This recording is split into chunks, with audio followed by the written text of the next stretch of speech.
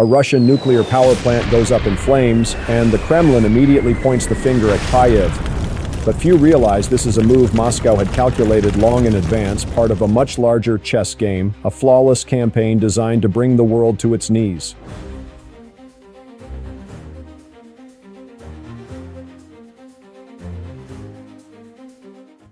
The duplicity of the Kremlin is laid bare in the words of its second most powerful figure, Foreign Minister Sergei Lavrov, when confronted with historical truth on American television. Instead of answering, he chose to attack, distort, and deflect with brazen shamelessness.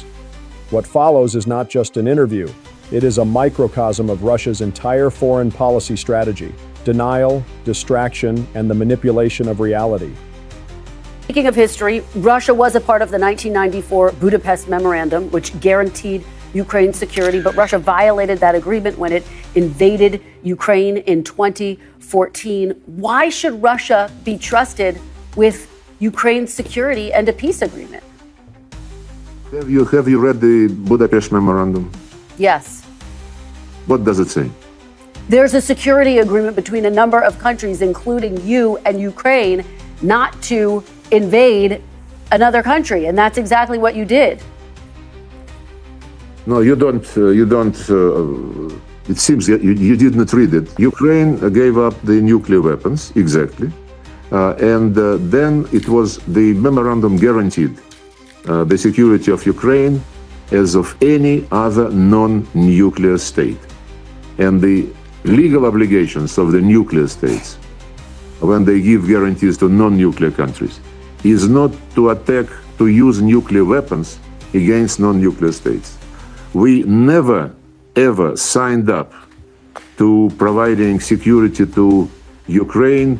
This blatant lie is the foundation of a larger strategy: to create chaos, deny responsibility, and force the world to live in fear. The fire at Kursk is the real-world manifestation of that strategy, a calculated move in a ruthless geopolitical chess game. The story Moscow puts forward is simple and designed to shock. The news channel WION echoed Russia's official version. As the war rages on between the two countries, Russia has blamed Ukrainian drone attacks for a fire at a nuclear power plant in its western Kursk region. Moscow says several Russian power and energy facilities had been targeted overnight. Now, according to Russian officials, the overnight drone strikes not only forced capacity reduction at the Kursk nuclear power plant, but also set a fuel export terminal in Ust-Luga. It is a tailor-made story for Russia's propaganda machine, Ukraine, backed by the West, recklessly striking nuclear facilities and endangering the safety of an entire continent. In Moscow's telling, this is nothing less than nuclear terrorism that must be condemned. But dig deeper, and the narrative starts to unravel. The real question is not whether Ukraine has struck Russian territory. They have, targeting military and economic infrastructure to weaken Moscow's war machine. The question is what truly caused the fire at such a sensitive facility. The truth is far more complicated and far darker.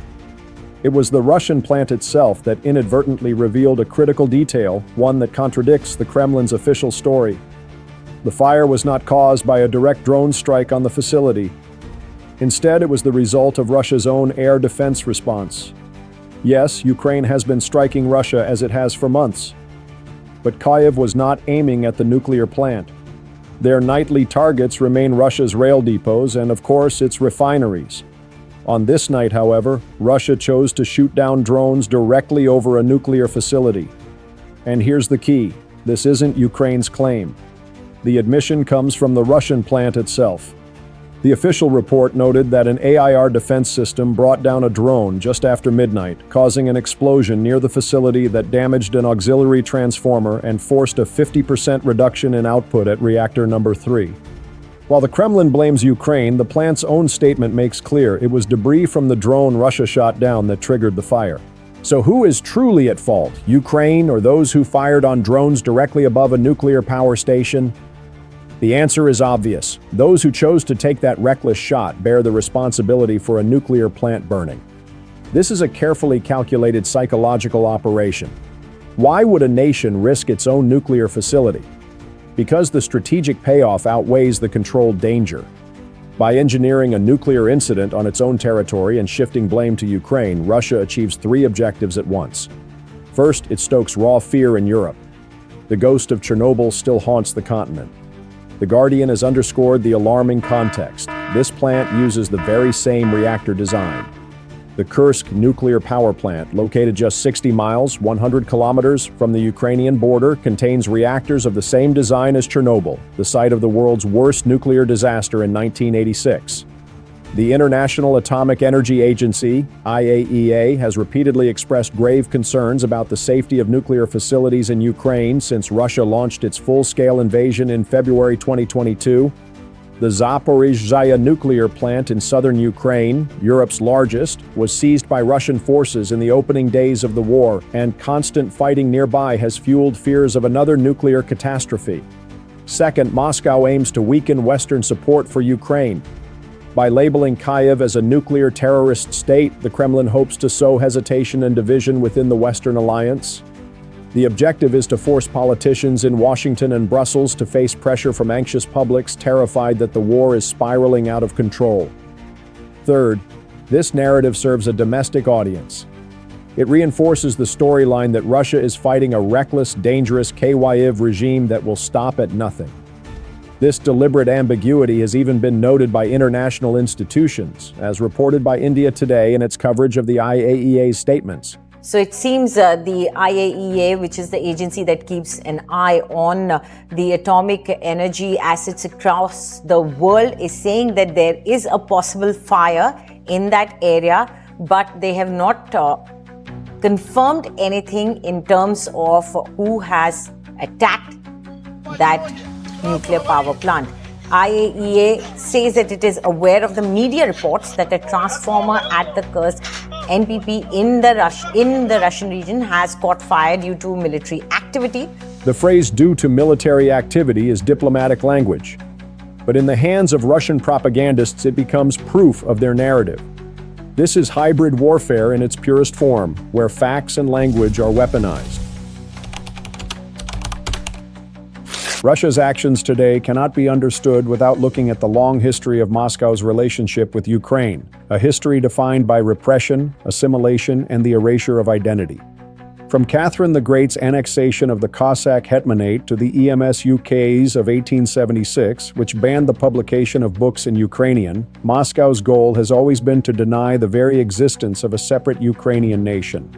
The brutality reached its peak in the Holodomor, the man-made famine imposed by Stalin in 1932-33, which killed millions of Ukrainians. It was not an accident, but a deliberate act to crush the independence of Ukraine's peasants and force them into collectivized farms.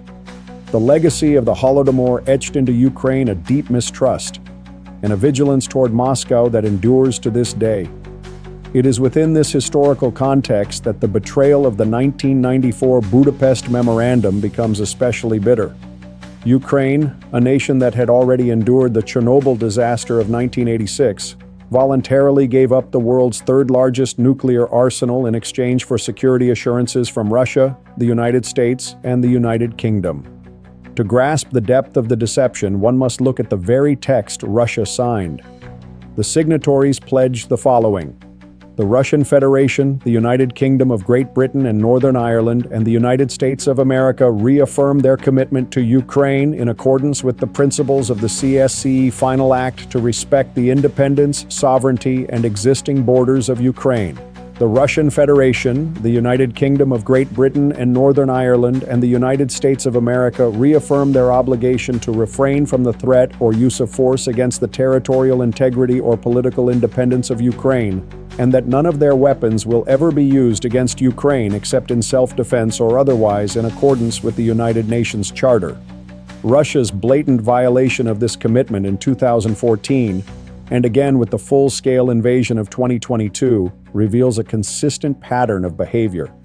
That same deceit is echoed in the words of Moscow's top officials today. They cannot even bring themselves to admit the basic reality of the war. Development after the coup in Let me- 2014. As noted, Russian media and officials have a long history of twisting the facts. This denial is part of a broader information war, where objective truth itself is under relentless attack, much like the way they target Ukrainian civilians. Mr. Foreign Minister? Community. Mr. Foreign Minister, Here are the facts. Close to 50,000 civilians have either been killed or injured in this war. Russia has hit maternity wards, churches, schools, hospitals, a kindergarten just this past week. So either the Russian military has terrible aim or you are targeting civilians. Which is it? Moscow's strategy of distorting truth is not confined to present events, and it is also designed to rewrite history and undermine political processes. The goal is to discredit Ukraine's leadership and cast them as untrustworthy partners in the eyes of the world. The New York Post has reported on one such effort. On Sunday, Russian Foreign Minister Sergei Lavrov declared that Ukrainian President Volodymyr Zelensky could not sign a peace deal to end the war because he is an illegitimate leader, even though Ukraine's constitution prohibits elections during wartime. He cannot because Ukrainian law forbids negotiations with Putin. And second, they themselves have declared themselves illegitimate, Lavrov said of Zelensky, whose official presidential term ended in May but who remains in office under martial law. This fog of uncertainty reaches deep into Western politics as well. Former President Trump's views on Russia are proof of how effectively Moscow's strategy can sow division even inside the United States. Well, that's going to be up to them. It takes two to tango, I always say it. And they should meet, I think, before I have a meeting and probably close the deal. But I think it's appropriate they meet. They do not exactly get along well, as you can understand. And I'm sure it's a meeting that perhaps he didn't like, but he wasn't happy about coming to the United States either. That was a big concession, and I appreciate the fact that he did. You know, I've always had a very good relationship, despite a fake Russia haunt that we had. But we've always had a great relationship, very good relationship, strong relationship with Russia. In the end, the spiral of violence only continues to escalate. Ukraine's retaliatory strikes, aimed at Russia's legitimate economic and military targets, are the inevitable response to brutal aggression. Aerotime Hub has recorded the pattern of these strikes. This was not the first time Russia's energy infrastructure had come under attack. On August 23, 2025, Ukrainian drones struck the Syzran oil refinery in Russia's Samara region, sparking a fire.